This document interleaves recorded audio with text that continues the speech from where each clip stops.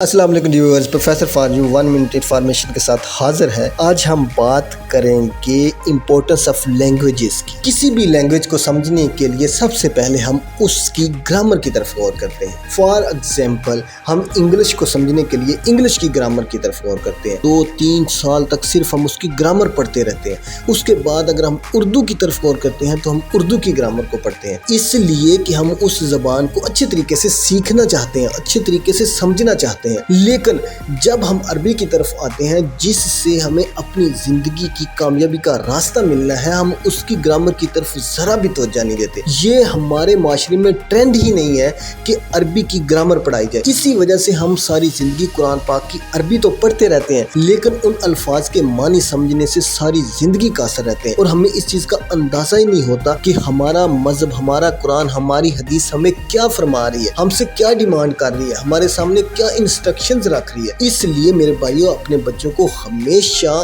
عربی کی گرامر بھی پڑھائیں تاکہ ان کو اس کا ترجمہ اور معنی سمجھ آ سکے۔ ہم صرف انگلش اور اردو کی گرامر پڑھنے کی طرف غور کرتے ہیں، اس کے ساتھ ساتھ ہمیں عربی کی گرامر سیکھنی ہے تاکہ ہم اس دنیا میں اپنا اصل مقصد حاصل کر سکیں۔ میری ویڈیو کو دیکھنے اور لائک کرنے کا بہت شکریہ۔ جزاک اللہ۔